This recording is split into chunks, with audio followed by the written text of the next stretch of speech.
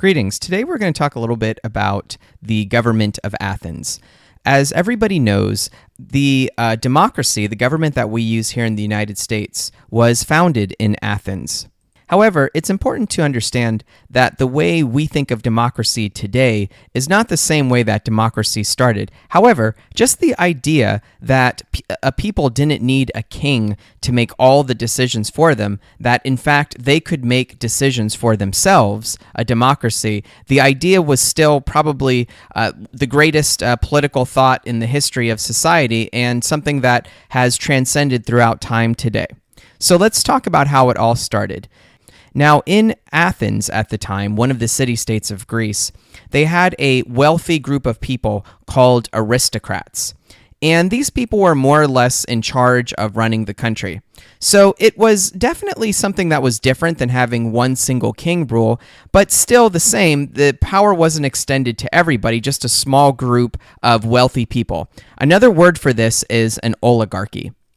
Now, over time, what happened was there were certain revolts and more people wanted power. They didn't just want the aristocrats to have all the power. And so eventually the power was extended to the citizens as well, citizens being the people who are members of the Greek democracy. Over time, certain leaders who were powerful military leaders eventually came into power, and these became known as tyrants. Now, when we think of tyrants, we basically think of evil rulers who don't give any say-so to any of the people. But that wasn't the case for all the people of Greece. As a matter of fact, tyrants were looked upon pretty favorably as strong military leaders who were kind in their rule. That was until they had one in particular ruler named Draco. And Draco was known for creating very serious laws that really restricted people's freedoms. It was even said that he put to death people that would just be loitering outside.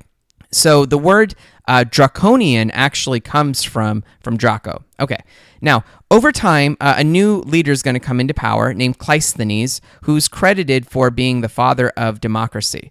And Cleisthenes wanted to create a system where all the people would have a chance to participate in the government. Now, when I say all the people, I don't mean every single person who was on the land of Greece. Basically, what it meant was that single, free, i.e. not slaves or women, people were allowed to vote in democracy.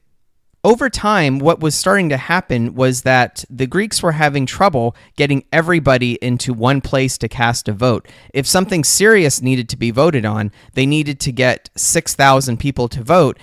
So that was sometimes very difficult. So the same problems that we have today in our country with trying to get people to vote, even the people of Athens thousands of years ago experienced the same troubles. Now, the last thing that we're going to cover is the Greek leader Pericles.